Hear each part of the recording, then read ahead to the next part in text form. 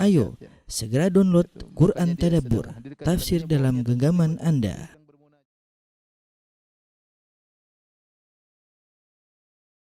Bismillahirrahmanirrahim. Assalamualaikum warahmatullahi wabarakatuh.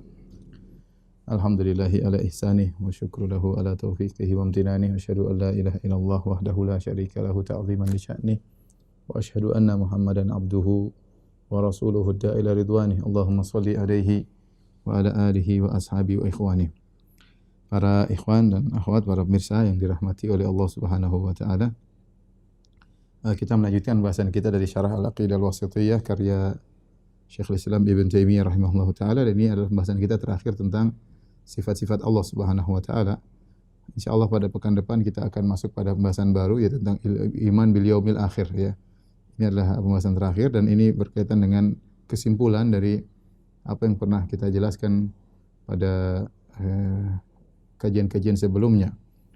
Di penghujung bahasan sifat, Ibn Taimiyah rahimahullah ta'ala berkata, وَقَدْ دَخَلَ فِي مَا ذَكَرْنَاهُ مِنَ الْإِيمَانِ بِاللَّهِ الْإِيمَانُ بِمَا أَخْبَرَ اللَّهُ بِهِ فِي كِتَابِهِ وَتَوَاتَرَ عَنْ رَسُولِهِ صلى الله عليه وسلم وأجمع عليه سلف الأمة من أنه سبحانه فوق سماواته على عرشه على علي على خلقه وهو سبحانه معهم أينما كانوا يعلم ما هم عاملون. Kemudian kata Ibnu Taimiyah rahimahullah taala, dan masuk ke dalam apa yang kita sebutkan tentang iman billah ya. Di antara bentuk kita rukun iman ada 6 ya. Di antara yang pertama adalah iman billah. Dan di antara masuk dalam iman billah, di antara perincian iman kepada Allah adalah beriman dengan apa yang Allah kabarkan dalam Al-Qur'an dan telah mutawatir dari Rasulullah sallallahu alaihi wasallam dan telah disepakati oleh para salaf bahwasanya Allah Subhanahu wa taala berada di atas langit, di atas arsy-Nya dan maha tinggi di atas makhluknya. Dan dia dalam kondisi, Allah Subhanahu wa taala dalam kondisi di atas arsy, di atas seluruh makhluknya ya. Wa huwa subhanahu ma'ahum aina makan, dan dia pun sekaligus bersama dengan makhluknya dimanapun mereka berada. Ya'lamu ma hum amilun, yaitu Allah mengetahui apa yang mereka kerjakan. Ini isyarat sebagaimana pernah kita bahas bahwasanya dalil tentang Allah berada di atas langit ya banyak dari Al-Qur'anul Karim, kemudian dari hadis-hadis yang mutawatir dari Rasulullah sallallahu alaihi wasallam dan juga ijma ya. Allah Subhanahu wa taala di atas arsy dan dia di atas ketinggiannya, Allah bersama dengan makhluknya. Bersama dengan makhluknya itu dari sisi ya'lamu ma hum amilun, yaitu Allah mengetahui apa yang mereka kerjakan, ya. Jadi ini adalah perkara yang sudah jelas ya. Yaitu Allah di atas langit secara zat dan Allah bersama makhluknya dengan ilmunya ya. Sering masyarakat mengatakan Allah bersama kita ya. Maksudnya apa? Ilmunya ya. Terkadang mereka mentakbir dengan ungkapan yang salah, tapi maknanya mungkin benar. Mereka berkata Allah di mana-mana ya. Kalau maksudnya Allah zatnya di mana tentu tidak benar, tapi orang awam mengucapkan demikian, Allah di mana-mana. Maksudnya ilmu Allah di mana-mana, Allah Maha tahu atas semua apa yang mereka kerjakan. Dalilnya apa? Di antaranya kama jama'a baina dzalika fi qoulihi, sebagaimana Allah telah mengumpulkan dua perkara ini, yaitu menggabungkan antara keberadaan Allah di atas dengan pengetahuan Allah meliputi segala makhluk di bawahnya.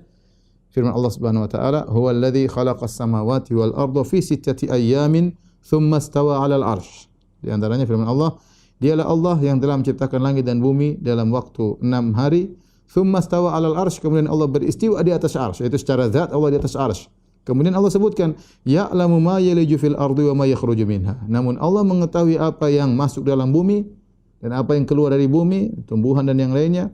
Wa ma yanzilu minas sama, dan Allah tahu apa yang turun dari langit. Wa ma ya'ruju fiha, dan apa yang naik ke langit, malaikat dan yang lainnya, amal saleh, perkataan saleh.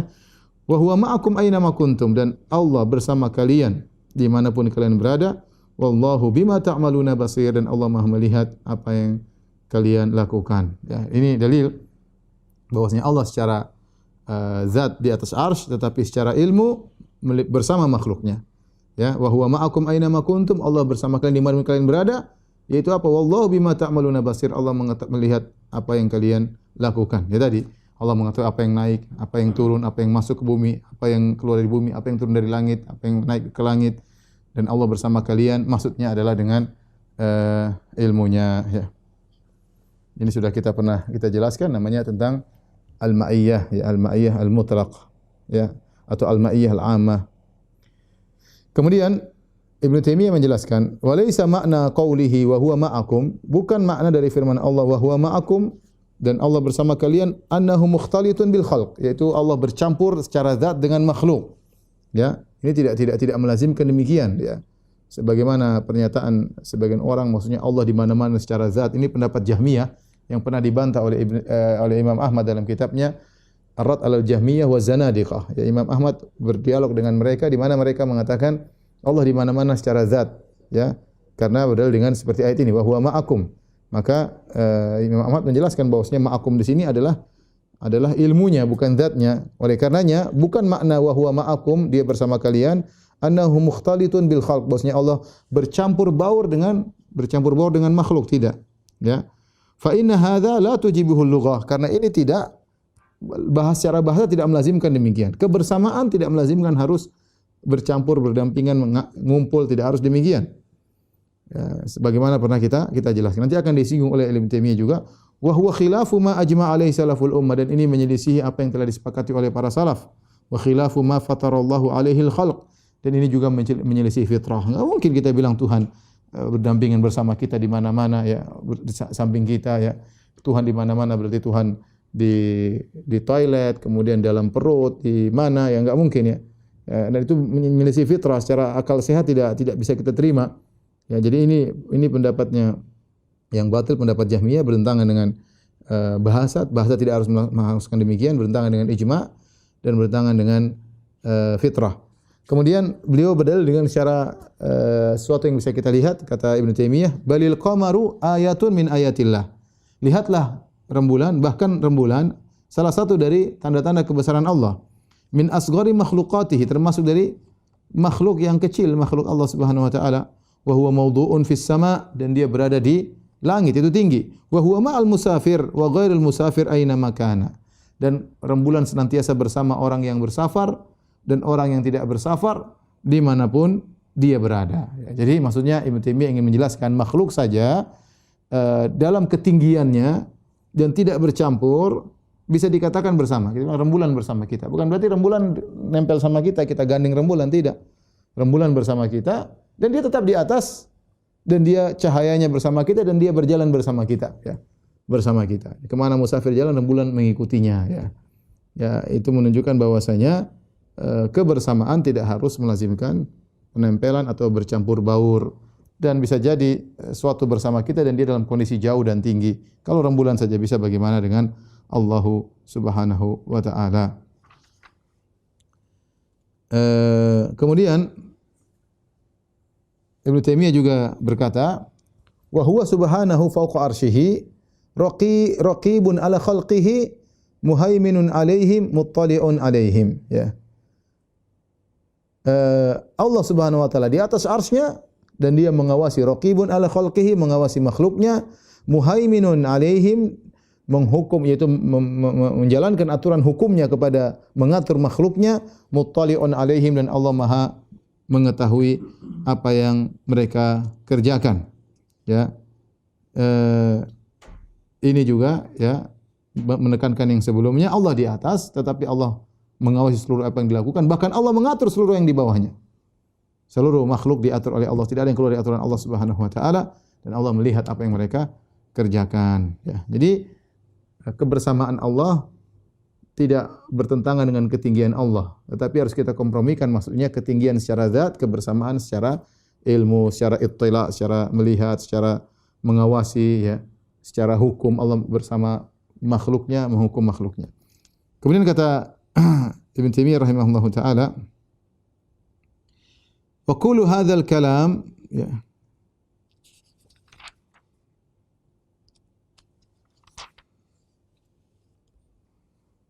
kemudian ila ghairi dzalika min ma'ani rububiyyatihi, termasuk makna-makna yang lain, ya, dari makna-makna rububiyahnya, yaitu Allah Subhanahu wa taala di atas arsy, dan Allah Subhanahu wa taala menjalankan segala makna-makna rububiyah terhadap makhluknya. Karena rububiyah kita katakan maknanya adalah mentarbiyah, mengurusin makhluk, dan itu banyak.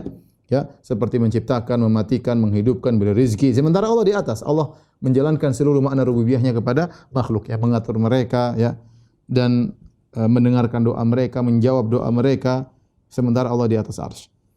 Kemudian beliau berkata, Ibnu Taimiyah rahimahullah berkata, "Wa kullu hadzal kalami alladhi dzakarahu Allah min annahu fawqal arsy wa annahu ma'ana haqqun ala haqiqatihi."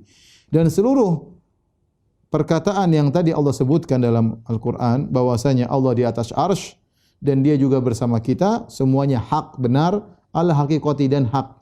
Dan ini sesuai dengan hakikatnya. La yahtaju ila tahrif, tidak perlu kita untuk mentakwil atau mentahrif. Ini bukan majaz, ini hakikat. Karena bersama tidak melazimkan bercampur, ya. Yang Anda mengatakan Allah bersama makhluk berarti Anda mentakwil, ya. Bersama melazimkan harus bercampur. Enggak benar, secara bahasa kebersamaan tidak harus mencampur, ya. Seperti firman Allah sudah kita jelaskan, wa kunu ma'as shadiqin, bersamalah orang-orang yang jujur. Maksudnya apa? Dalam kejujuran, bukan berarti harus nempel, ya. Ya, warka'u ma'ar raki'in, rukuklah bersama orang yang rukuk, artinya salatlah, ya. Tidak harus gabung sama mereka, tidak harus berdampingan sama mereka. Ini secara bahasa adalah hakikat. Tidak perlu tahrif, tidak perlu penyimpangan, tidak perlu mentakwil. Kemudian beliau mengingatkan rahimahullahu taala, walakin yusanu 'anil dhununi al-kadzibah. Tetapi ketika Allah berkata Allah di atas arsy atau di atas langit dan Allah bersama kita dengan ilmunya, ini pemahaman ini harus dijaga dari persangkaan-persangkaan yang dusta. Karena ketika kita Allah di atas langit, bisa jadi ada persangkaan-persangkaan dusta yang masuk dalam benak kita. Kata Ibnu Taimiyah, harus dijaga. Jangan sampai kemasukan persangkaan-persangkaan dusta. Misla an yudhanna anna dhahira qawlihi fis sama'i anna sama'a tuqilluhu aw tudhilluhu. Seperti persangkaan dosa tersebut yang salah, seperti menyangka ketika kita mengatakan Allah di atas langit, berarti langit meliputi Allah, menaungi Allah, ya. Meliputi atau menaungi Allah, ya. Ini semua tidak benar, ya. Wa hadza batilun bi ijma' ahli ilmi wal iman. Ini semua batil menurut kesepakatan ulama dan kesepakatan orang-orang yang beriman. Ini semua tidak benar. Kenapa? Karena Allah berfirman, fa inna Allaha qad qala, karena Allah telah berfirman, wasi'a kursiyyuhu samawati wal ard. Bahwasanya kursi Allah meliputi langit dan bumi. Ya. Bagaimana kita mengatakan bahwasanya Allah diliputi oleh langit, sementara kursi Allah meliputi langit dan bumi? Ya. Kursinya Allah meliputi langit dan bumi, bukan kemudian kita mengatakan Allah diliputi oleh langit. Sementara langit terliputi, bukan meliputi kursi, langit terliputi oleh kursi. Ya. Bukan meliputi kursi. Ya. Kalau kursi saja yang kecil di sisi Allah Subhanahu wa taala sudah meliputi langit, bagaimana kemudian kita membayangkan langit meliputi Allah Subhanahu wa taala? Wong kursi aja kecil meliputi langit, bukan dinaungi oleh langit, bukan terliputi oleh langit. Kemudian Allah juga berfirman, ini contoh makhluk Allah kecil saja sudah bisa meliputi langit dan bumi. Demikian juga Allah berfirman, wa huwal ladzi yumsikus samawati wal arda an tazula. Dialah Allah yang telah menahan langit dan bumi, ya, agar tidak hilang, agar tidak bergeser, ya, agar tidak hilang, ya. Wala in zalata in amsakaha min ahadin min ba'di. Kalau seandainya bumi atau langit dan bumi kemudian bergeser, maka tidak ada yang bisa memegangnya setelah Allah Subhanahu wa taala. Jadi langit yang butuh kepada Allah, bumi yang butuh kepada Allah. Makanya Allah yang memegang langit. Kalau Allah tidak pegang langit, langit yang hancur atau langit yang hilang, yang langit bergeser. Bagaimana kemudian kita bilang ada persangkaan dalam benak kita berarti Allah di atas, Allah butuh langit, Allah kecil dinaungi oleh langit. Itu gimana Allah? Allahu Akbar. Jangankan Allah, yang kursi aja meliputi langit, langit tidak mampu meliputi kursi karena langit kecil. Langit kecil, ya. Kemudian juga dalam ayat yang lain, jadi justru langit yang butuh kepada Allah. Langit yang diliputi oleh Allah Subhanahu wa taala. Demikian juga firman Allah, wa yumsikus samaa'a an taqa'a 'alal ardi illa biiznih. Dan Allah yang menahan langit, jangan sampai langit jatuh menimpa bumi illa biizni, kecuali dengan izin Allah Subhanahu wa taala. Ini juga untuk menekankan bahwasanya langit dalam aturan Allah, dalam kuasa Allah, dalam genggaman Allah Subhanahu wa taala. Jangan sampai disangka kalau kita bilang Allah di atas langit berarti langit menaungi Allah Subhanahu wa taala. Ini persangkaan yang dusta, ya. Allah yang berfirman, wa ja'alna samaa'a saqafan mahfudha. Allah menjadikan langit sebagai atap bagi bumi. Kemudian Allah mengatakan, wa samaa'a banainaha bi aidi wa inna lamusiun. Kami yang telah membangun langit dan kami dengan kekuatan kami dan kami yang meluaskan langit. Jadi langit yang butuh kepada Allah Subhanahu wa taala. Demikian juga wa min ayatihi an taqumas samaa'u wal ardu bi amrih. Dan di antara tanda-tanda keagungan Allah adalah langit dan bumi tegak dengan perintah Allah. Ini semua dibawakan dalil oleh Ibn Taimiyah untuk membantah persangkaan yang dusta. Seperti saya sering sampaikan, persangkaan Razi, contohnya Razi berkata dalam kitabnya At-Taqdis, dia mengatakan kalau Allah di atas langit atau Allah di atas arsy, berarti Allah lebih kecil daripada arsy. Dan kalau arsy jatuh berarti Allah ikut jatuh, berarti Allah butuh kepada arsy. Kalau gitu kita harus takwil, kita bilang Allah tidak di atas arsy. Ini dzunun, persangkaan-persangkaan yang dusta yang tidak layak bagi Allah Subhanahu wa taala. Ya. Ini yang masuk kepada pemikiran ahlu takwil, yang tukang takwil semua masukkan pemikiran seperti ini. Ya, sehingga mereka menolak Allah di atas. Logika mereka salah. Padahal Allah sudah jelaskan bahwasanya justru langit butuh kepada Allah. Gimana kemudian Allah butuh kepada langit kalau Allah langit jatuh, Allah ikut jatuh, berarti Allah lebih kecil daripada langit. Ini semua adalah kedustaan. Sering saya sampaikan logika sederhana, bandingkan antara langit dan bumi, bahwasanya bumi di bawah, langit di atas. Tetapi langit lebih luas daripada bumi, langit lebih lebar daripada bumi, langit meliputi bumi, dan langit tidak butuh dengan bumi. Bi ghairi amadin tarawunaha, tidak ada tiang penyangga langit-langit tersebut. Ya, ini menunjukkan bahwasanya langit yang di atas ternyata lebih besar, langit yang di atas ternyata tidak membutuhkan bumi yang di bawah, dan langit di atas ternyata meliputi bumi. Ya, sama kita katakan kalau antara makhluk dengan makhluk saja bisa demikian, apalagi antara Khalik Allah Subhanahu wa taala. Allah di atas langit, bukan Allah butuh kepada langit. Justru Allah yang mengatur langit, justru langit yang butuh kepada Allah Subhanahu wa taala. Taib. Kita lanjutkan. Kemudian fi qurbillahi ta'ala wa ijabati. Kemudian berikutnya Ibn Taimiyah berkata, ini pembahasan berikutnya tentang sifat Allah dekat tidak menafikan maha tingginya Allah. Sifat Allah dekat tidak melazimkan maha tingginya Allah. Dekatnya Allah dengan hamba, yaitu Allah dekat di hati para hamba. Allah mendengar permintaan mereka, Allah mengijabahi permintaan mereka, Allah mendengar doa mereka. Ya, tidak berarti melazimkan bertentangan dengan Allah yang maha tinggi, ya, secara zat di atas arsy. Kemudian Ibnu Taimiyah berkata, wa qad dakhala fi dzalik al-imanu bi annahu qaribun min khalqi mujibun. Dan termasuk di antara iman billah, ya. Ini Ibnu Taimiyah menjelaskan iman billah, al-iman billah, beriman kepada Allah, bahasanya luas. Termasuk di antaranya meyakini Allah di atas arsy, itu juga beriman kepada Allah. Termasuk meyakini ilmu Allah meliputi segala makhluk, itu juga beriman kepada Allah. Di antara beriman kepada Allah adalah beriman bi annahu qaribun min khalqihi mujib. Yaitu Allah Subhanahu wa taala maha dekat dengan makhluknya, mujib, yaitu menjawab permohonan hambanya. Dalilnya apa? Firman Allah Subhanahu wa taala, wa idza sa'alaka ibadi anni fa inni qarib ujibu da'watad da'i idza da'an. Dalam surat Al-Baqarah 186 kata Allah Subhanahu wa taala, jika hamba-hambaku bertanya kepada engkau wahai Muhammad tentang diriku, fa inni qarib, sungguhnya aku dekat. Ujibu da'watad da'i idza da'an, dan aku mengabulkan doa orang yang berdoa jika dia berdoa kepadaku. Ya, ini dijadikan dalil oleh para ulama bahwasanya kalau minta kepada Allah langsung, Allah sangat dekat, ya, sangat dekat, mudah mengabulkan permintaan hamba-hambanya. Makanya Allah tidak mengatakan faqul inni qarib. Jika wa idza, saya ulangi ayatnya, wa idza sa'alaka ibadi anni, jika hamba-hambaku bertanya kepada engkau tentangku, maka aku ini dekat. Allah tidak mengatakan maka katakanlah wahai Muhammad aku ini dekat, tapi Allah langsung jawab sendiri. Fa inni qarib, Allah menghilangkan kata faqul, katakanlah, tidak ada. Katakanlah ini tidak ada dalam ayat ini. Ya. Ya. Berbeda dengan ayat-ayat yang lain, misalnya yas'alunaka 'anil ahillah qul hiya mawaqitu linnas. Mereka bertanya kepada engkau tentang hilal-hilal. Qul, katakanlah, ya. Ada kata qul, katakanlah, ya. Yas'alunaka 'anil khamri wal maisir qul fihima ithmun kabirun wa manafi'u linnas. Mereka bertanya kepada engkau wahai Muhammad tentang khamr dan perjudian. Qul, katakanlah. Ada gitu selalu, kalau mereka bertanya katakanlah, mereka bertanya katakanlah. Tapi ketika berkaitan dengan doa, Allah tidak mengatakan qul, katakanlah, tapi langsung Allah jawab. Wa idza sa'alaka ibadi anni, jika hamba-hambaku bertanya kepada aku tentang aku, fa inni qarib, maka sungguhnya aku dekat. Ini menunjukkan dekatnya Allah. Apa dekatnya maksudnya? Apakah zatnya dekat? Zahirnya tidak. Kenapa? Karena Allah mengatakan fa inni qaribun ujibu da'watad da'i idza da'an. Sungguhnya aku ini sangat dekat.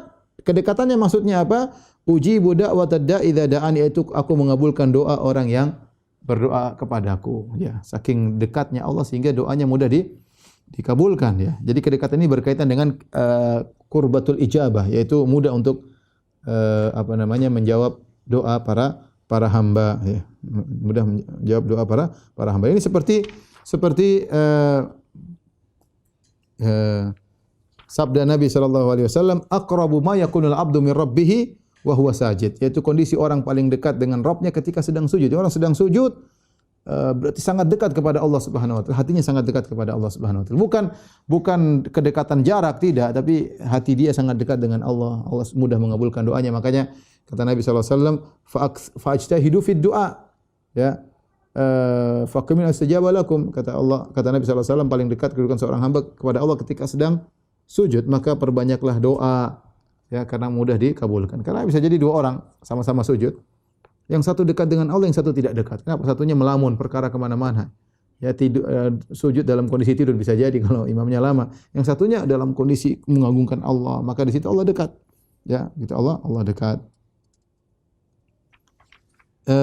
Kama jama'a baina dzalik, di mana Nabi sallallahu alaihi wasallam pernah menggabungkan, Allah pernah menggabungkan antara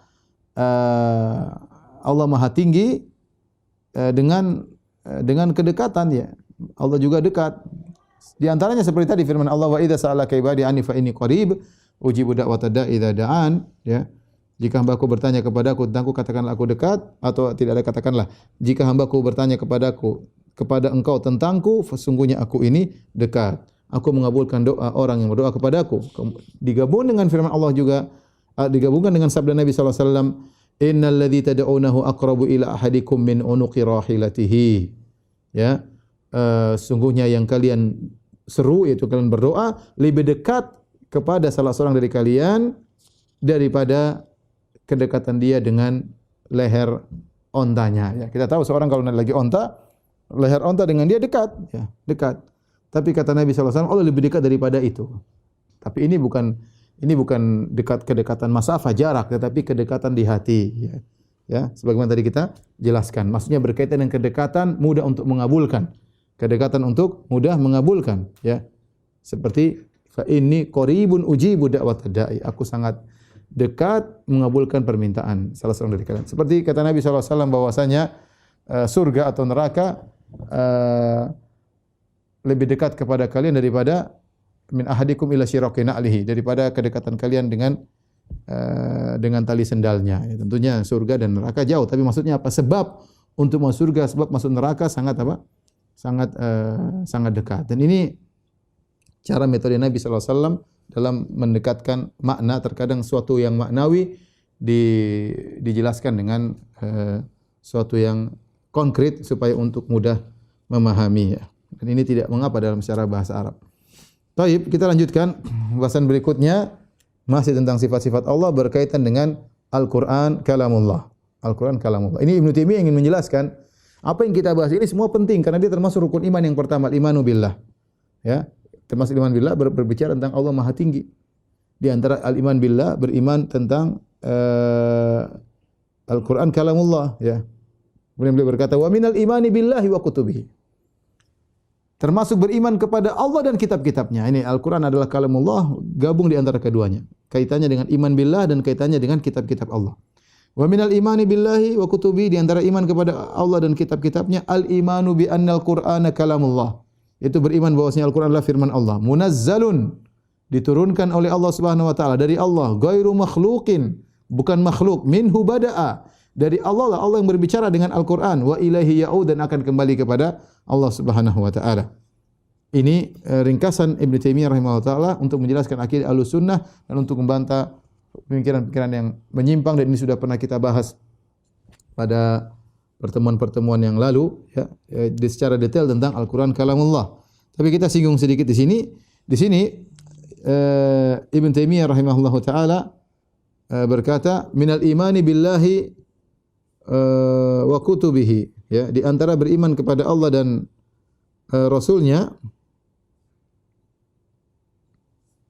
Di antara beriman kepada Allah dan kitab-kitabnya, beriman Al-Qur'an kalamullah. Al-Qur'an kalamullah.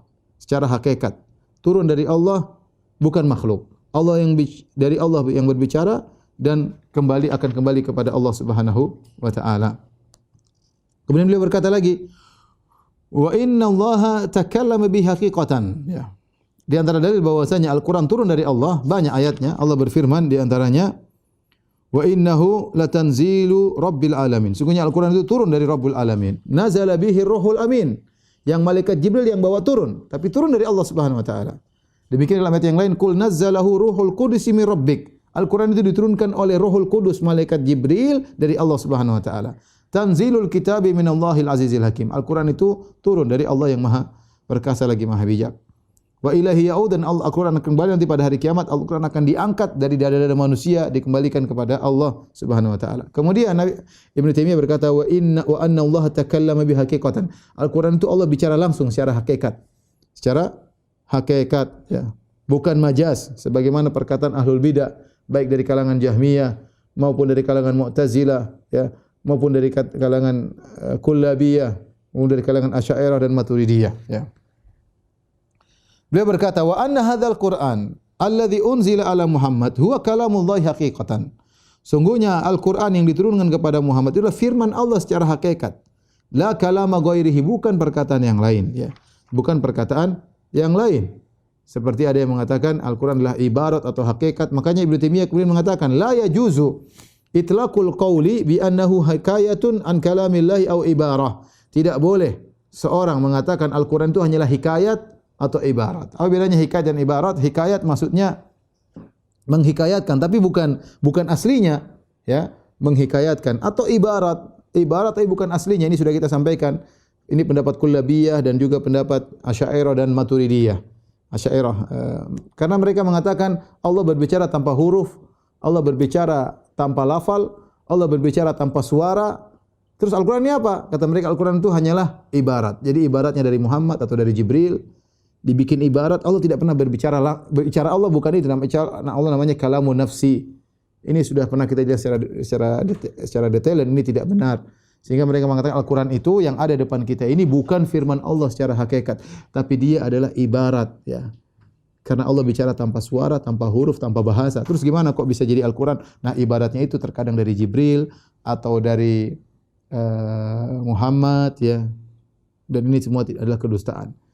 Hikayat juga sama. Hikayat menghikayatkan dari Allah, tapi bukan dari Allah Subhanahu wa taala. Hanya ada khilaf di kalangan mereka, ada yang tidak boleh bilang hikayat, tidak boleh, hanya boleh bilang ibarat. Ini sudah pernah kita bahas. Ini semua tidak boleh, dan ini membantah pendapat Kullabiyah, Asy'ariyah dan Maturidiyah. Yang ketiga kelompok ini sepakat Allah tidak berbicara dengan huruf dan makna dan bahasa, tanpa suara, tanpa huruf, tanpa makna, tanpa bahasa.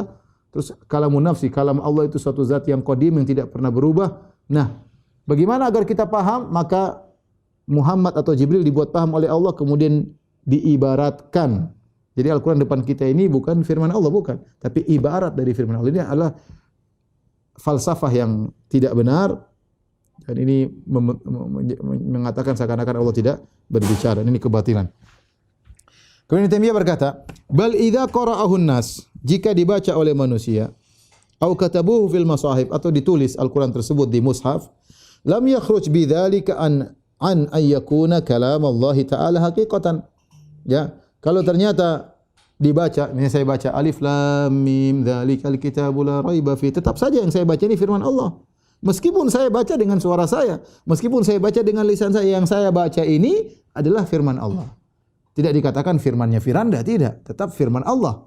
Atau saya tulis dalam Al-Qur'an, dalam lembaran alif lam mim dzalikal kitab, tetap saja yang saya tulis ini firman Allah Subhanahu wa taala, ya. Sama misalnya saya mengatakan misalnya saya mengatakan perkataan Imam Syafi'i, ya, misalnya saya mengatakan mihanuz zamani katsiratun la tanqadi wa sururuhu ya'tika kal a'yadi. Sungguhnya ujian-ujian kehidupan itu datang terus-menerus silih berganti, dan kesenangan datang dalam kehidupan ini hanya sesekali. Ini perkataan Imam Syafi'i, meskipun saya ngomong tapi orang tahu itu perkataan Imam Syafi'i rahimahullahu taala, ya. Orang tahu itu perkataan Imam Syafi'i rahimahullahu taala ya. Seperti itu. Misalnya dulu ada ada puisi yang terkenal apa? Aku jika tiba waktuku, ya, aku mau tak seorang pun yang bertanya atau yang bagaimana, saya lupa lah. Apa Khairil Anwar atau siapa saya lupa ya. Ya Khairil Anwar zaman-zaman dulu. Meskipun Firanda yang ngomong, orang tahu itu perkataannya Khairil Anwar. Saya ngomong, mungkin orang kedua ngomong, orang ketiga ngomong, tapi orang tahu ini perkataannya Khairil Anwar ya, atau pujangga yang lain saya lupa ya. Nah, contoh ya. Sama ketika saya baca Al-Fatihah, Alhamdulillahirabbil alamin arrahmanir rahim. Kita tahu ini semua yang bicara Allah. Tapi saya yang nyampein ya. Jadi Al-Qur'an itu dibaca oleh orang atau ditulis dalam lembaran, tetap saja itu Al-Qur'an adalah kalamullah. Kemudian fa innal kalama innama yudhafu haqiqatan ila man qalahu mubtadi'an la ila man qalahu muballighan muaddiyan. Kenapa? Karena kalam itu disandarkan kepada yang pertama kali ngomong, bukan disandarkan kepada muballigh yang menyampaikan, ya, yang mengulangi penyampaiannya. Ya. Aku jika tiba waktuku, ya, ku mau tak seorang pun yang mengadu, tidak juga engkau. Ya, itu perkataan siapa saya lupa ya. Pujangga, seorang pujangga. Meskipun saya yang ngomong, tapi bukan perkataan saya, ini perkataan pujangga yang pertama kali buat Khairul Anwar atau yang lainnya. Ya, seperti itu. Ya. Tadi seperti perkataan Imam Syafi'i, mihanuz zamani katsiratun la tanqadi wa suruh ya'tika kal ayadi. Ya, ujian-ujian kehidupan datang tidak terputus-putus dan kesenangan datang sesekali ya. Maksud saya ngomong, orang tahu bukan perkataan saya. Itu perkataan Imam Syafi'i. Meskipun saya tulis, orang tahu itu perkataan Imam Syafi'i. Jadi tidak disandarkan kepada saya yang menyampaikan, tapi disandarkan kepada pengucap yang pertama. Ya. Wa huwa kalamullahi hurufuhu wa ma'anihi. Dan firman Allah itu ada huruf-hurufnya, ada makna-maknanya. Walaysa kalamullahi al-hurufu dunal ma'ani. Bukanlah firman Allah itu sekedar huruf tanpa makna. Salah. Ya. Walal ma'ani dunal huruf. Bukan juga hanya sekedar makna tanpa huruf. Ya. Allah firman-Nya disertai dengan huruf dan makna. Ya, ini menjelaskan tentang akidah Ahlussunnah wal Jamaah, ya, bahwasanya firman Allah Subhanahu wa taala itu dengan huruf. Allah bicara dengan suara, didengar oleh Nabi Musa, didengar oleh Nabi Muhammad sallallahu alaihi wasallam, ya, dengan huruf, dengan bahasa yang Allah kehendaki, dan itulah kesempurnaan firman Allah. Allah berbicara dengan bahasa yang Allah kehendaki, dengan topik yang Allah kehendaki, kepada siapa Allah kehendaki, kapan Allah kehendaki, terserah Allah karena Dia adalah Maha berbicara. Itulah Allah Subhanahu wa taala. Jangan terjebak dengan filsafat-filsafat orang-orang yang mengingkari hakikat kalamullah Subhanahu wa taala.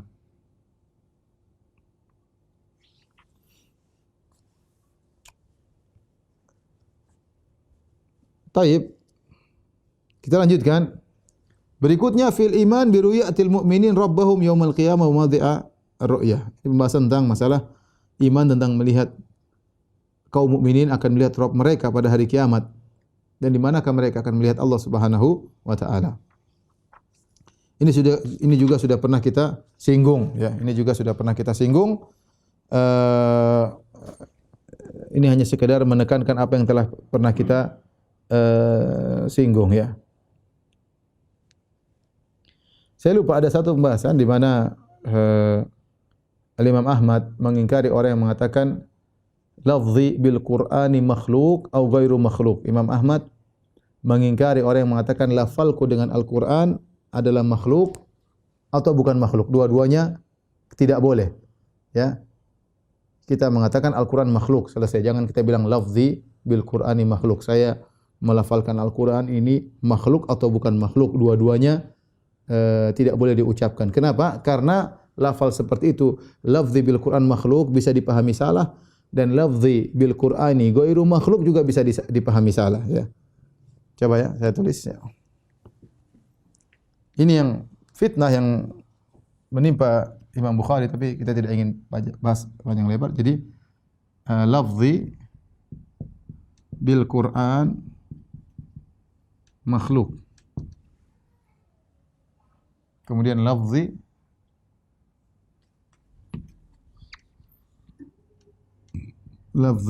bil Qur'an ghairu makhluk. Ya, pertama di atas adalah pelafalanku dengan Al-Quran adalah makhluk. Kemudian yang kedua, pelafalanku dengan Al-Quran bukan makhluk.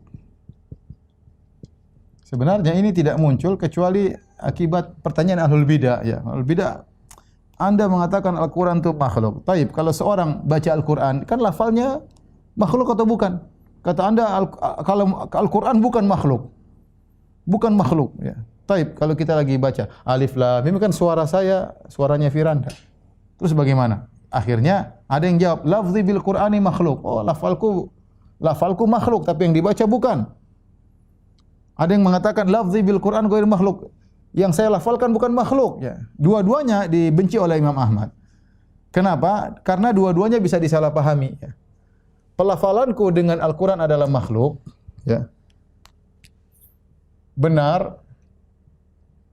Ya, jika yang dimaksud adalah suara sang qari. Salah jika yang dimaksud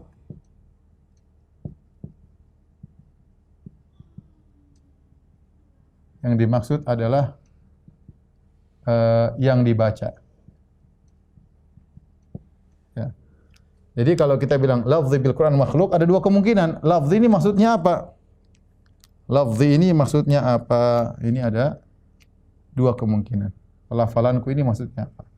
Apakah maksudnya suara sang qari atau yang sedang dibaca Al-Fatihahnya atau suara yang baca Al-Fatihah? Kalau yang dimaksud dengan lafalku adalah suara sang qari, maka benar lafal ini makhluk karena suara makhluk. Tapi kalau yang dimaksud adalah yang dibaca surat Al-Fatihahnya, maka salah karena surat Al-Fatihah bukan makhluk tapi dia kalamullah. Sehingga mengandung dua kemungkinan. Maka tidak boleh kita mengucapkan lafal ini karena bisa disalahpahami. Sama kemudian yang kedua juga, lafzi bil Quran ghairu makhluk sama. Ya. Ghairu makhluk, bukan makhluk. Apa maksudnya? Pelafalanku dengan Al-Quran makhluk. Pernyataan ini adalah benar, ya, jika yang dimaksud, kebalikannya tadi, yang dimaksud adalah yang dibaca, yaitu Al-Fatihahnya misalnya. Al-Fatihahnya misalnya.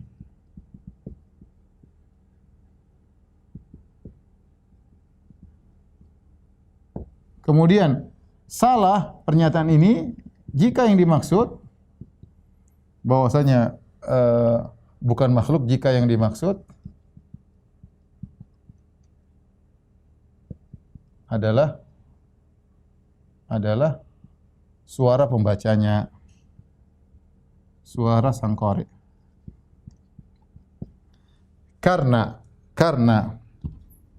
setiap ini mengandung dua makna yang salah, maka kita hindarkan mengucapkan kata-kata ini. Pernah muncul fitnah seperti ini di zaman Imam Bukhari, di zaman Imam Ahmad. Maka dua-dua pernyataan ini salah. Kenapa salah?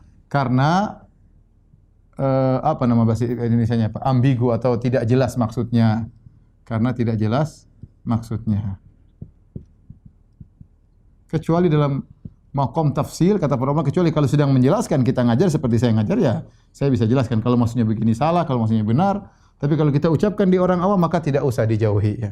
Inilah fitnah yang melanda Imam Bukhari ketika Imam Bukhari ditanya, dia ngisi pengajian, kemudian hadir ramai sampai orang di atas atap-atap, ramai banget, kemudian ditanya, apakah talaffuz bil Quran makhluk? Apakah lafal dengan Al-Quran makhluk? Maka Imam Bukhari menjawab, ya, af'alul ibad makhluqatun wa alfadhuna min af'alina. Kata Imam Bukhari, perbuatan hamba adalah makhluk dan lafal kita termasuk perbuatan kita. Berarti kesimpulannya lafzi bil Quran makhluk. Akhirnya ribut, akhirnya beliau ditahdir dan macam-macamnya.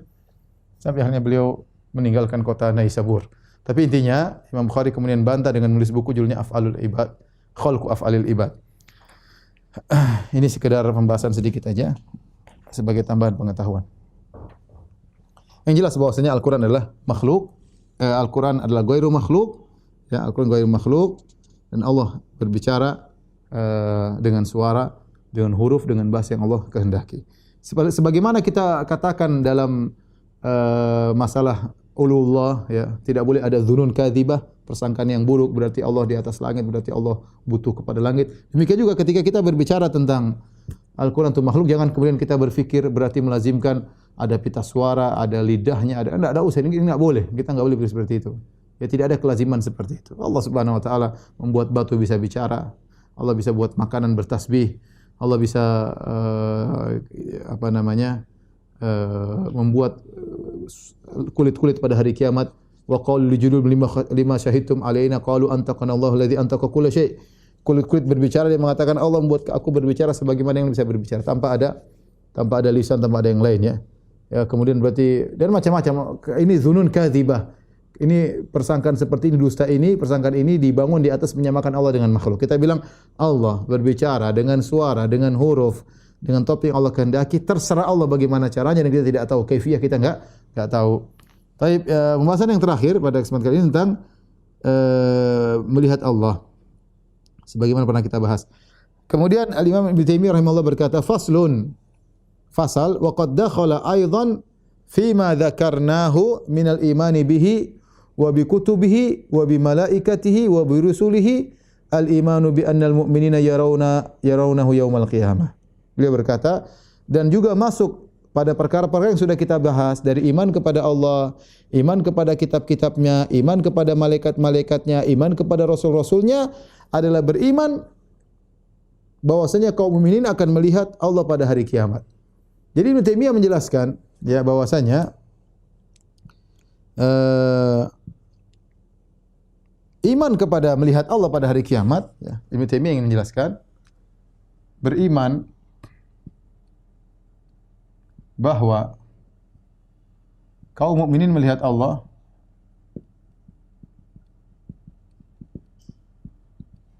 pada hari kiamat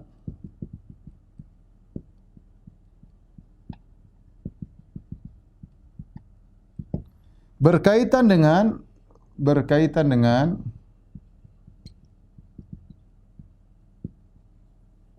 iman kepada Allah, berkaitan juga iman kepada kitabnya, yaitu Al-Quran, beriman kepada malaikat-malaikat,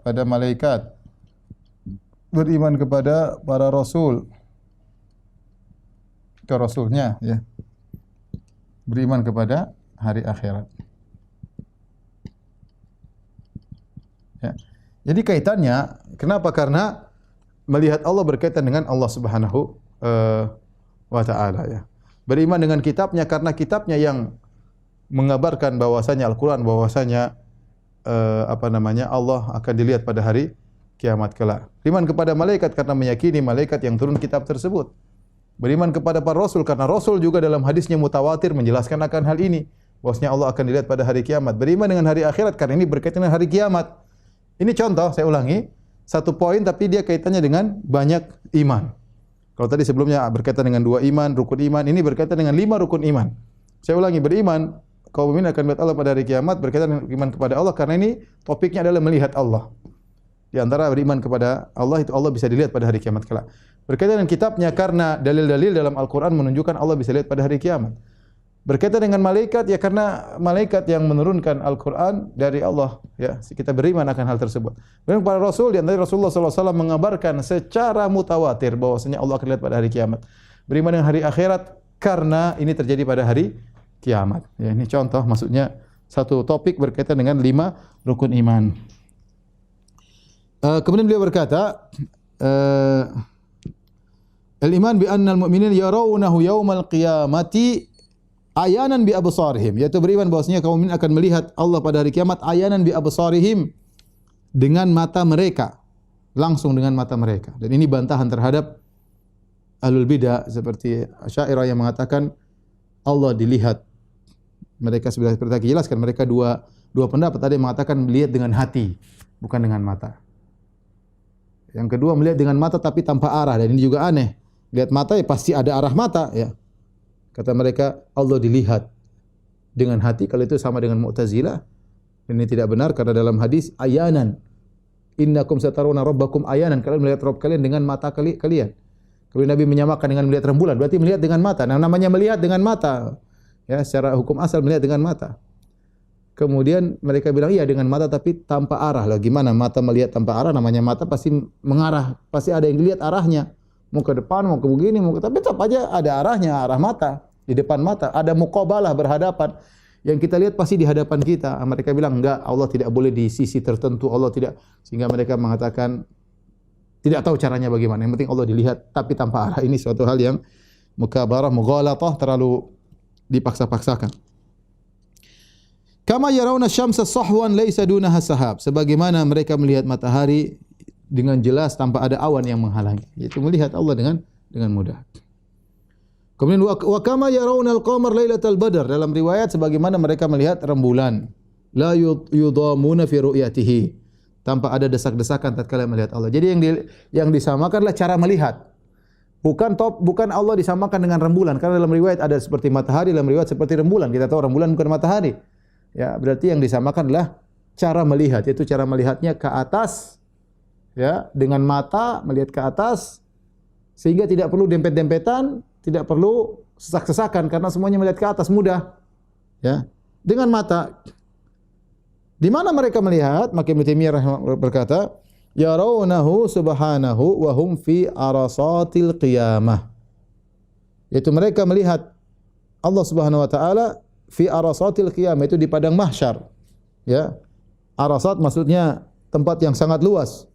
Yang sebagaimana kita sebutkan itu padang mahsyar, di situ tidak ada laisa fiha ma'lamun li ahad, tidak ada suatu pun tanda-tanda kepemilikan seorang pun, tidak ada rumah, tidak ada pohon, ya, tidak ada lembah, tidak ada gunung, ya, tidak ada pelang, ya, tidak ada jalan, nama-nama jalan, semua terbuka luas, disebut arasat yaumul qiyamah. Ya.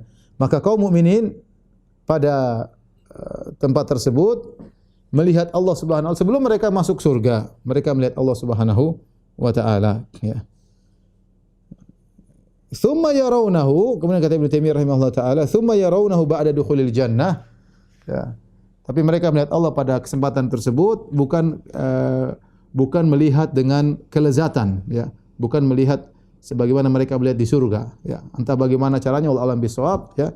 Tapi kemudian mereka melihat Allah kemudian kedua kalinya ba'da dukhulil jannati kama yasha'ullahu taala. Setelah mereka masuk dalam surga, maka mereka melihat Allah lagi pada kesempatan berikutnya, dan inilah puncak dari kenikmatan, ya.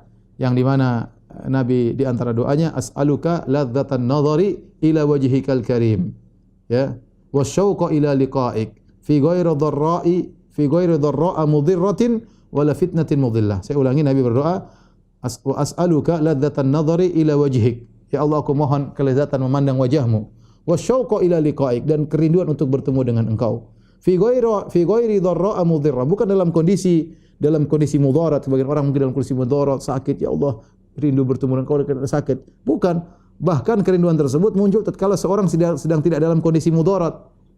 Wala fitnatin mudhillah, bukan dalam tatkala terkena fitnah, pingin segera lepas dari fitnah ini, pingin segera mati, rindu bertemu dengan Allah, bukan.